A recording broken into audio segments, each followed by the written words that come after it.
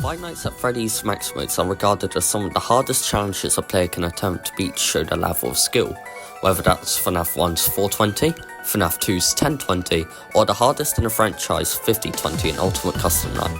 Some people take these games to the next level, for example Braden playing 5070 mode, but today we're not talking about any of those games. We're talking about the second hardest game in the franchise and personally my favourite out of all the games. Five Nights at Freddy's sister location, 1020.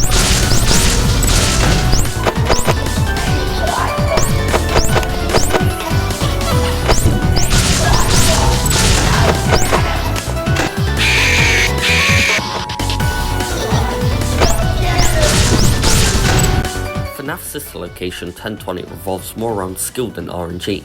You need to be quick and precise, otherwise one small mistake can end your run in seconds. So I made 3 categories to get an idea of who would be easy to deal with and to see any problems I may encounter. The first category I have is called easy. You may be wondering, what do I mean by easy? What I mean by this are animatronics that can be easily dealt with, for example, Laura and Funtime Freddy. I consider these easy because you need to shut the accumulated door from which side the audio is coming from.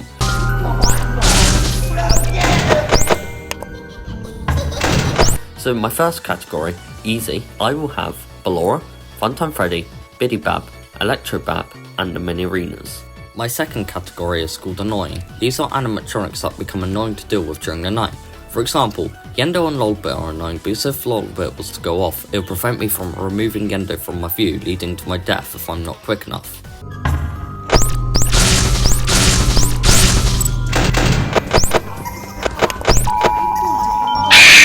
So, for my second category, annoying, I'm including Yendo, Bonnet, Lolbit, and Minarina 2. My final category is more of a joke than anything because it's called Foxy. This category is specifically for Funtime Foxy because his mechanics work so much more differently than any of the others. Now, let's get into day 1 of this challenge.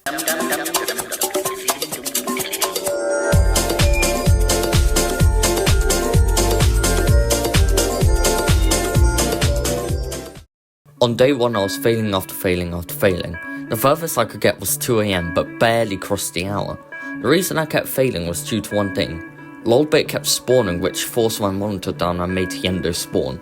To prevent as many deaths as possible, we need to go deep into some of the animatronics. Funtime Freddy is an audio-based animatronic. Throughout the night you will hear him run from left to right to right to left. When he shouts for Bonbon, shut the corresponding door to the side he is currently on. When he shouts for a surprise, close the opposite door from where he is. Funtime Foxy can move almost every 5 seconds. Although this can be prevented by checking on him throughout the night, Foxy has 5 stages: in the curtain, peeking out, leaving the curtain, staring at the camera, and left the room. When Foxy has left the room, be sure to close the right door. When hearing the triple knock, you can open the door and check on him on the cameras. Electro Bab and in Arena spawn every 10 seconds and drain your power and oxygen. To prevent this from happening, shock them to make them both disappear. Yendo has an 80% chance to spawn every time you drop the camera. Yendo will take your oxygen away at an incredible speed. To prevent this from happening, bring your camera back up to make him go. Bonnet has a 66% chance to spawn every time you flip your camera down. She'll move across the screen from right to left every time. When she reaches the left of the screen, she'll jump scare you. To prevent this from happening, boop her on the nose to make her go. Lolbit has a 40% chance to spawn every 3 seconds. Every 1.5 seconds she has a chance to advance to appear on each TV, meaning you only get 3 seconds to type LOL to make her disappear. If her please stand by screen appears, all your keybinds will be disabled until you type LOL. After learning most of the animatronics movements and AI, I was hitting 2 AM more often, although I kept dying to Yendo or died for some stupid reason. After playing the game for 5 straight hours, I decided to continue the next day. Day 2 started off with tons of positivity as I got my first ever 3 AM night. I was making slow and steady progress, although after that I never got close to advancing from 3 AM, until this happened.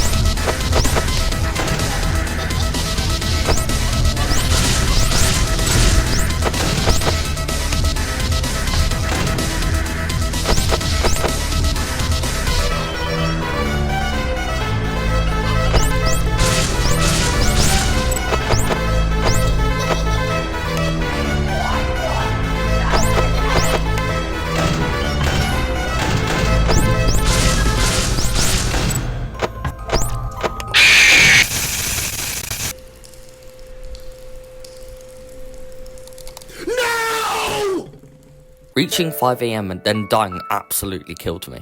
The 5 AM run had hit me so hard I was making basic mistakes. After playing for around 4 hours, I got off not knowing how much longer this would take.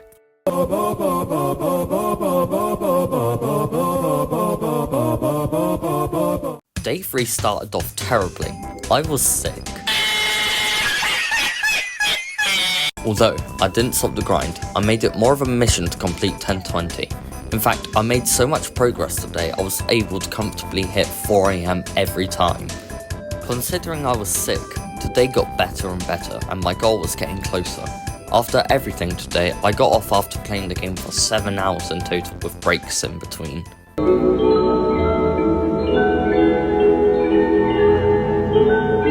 Day 4 felt a whole lot better. On my first attempt I reached 5 AM.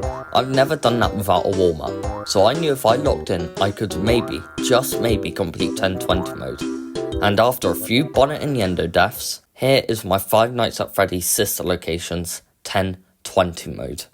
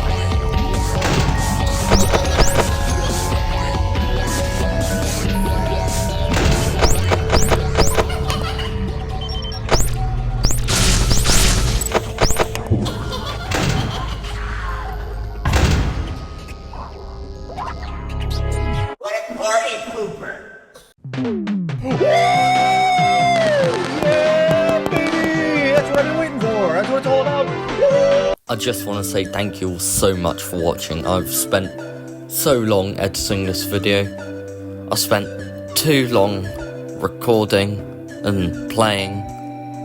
I was actually dying at this point. If you guys want to see more content like this, hit the like button and potentially subscribe. I need subscribers. Please. Please. Please. Please. Please. Please. Please. Please. Please.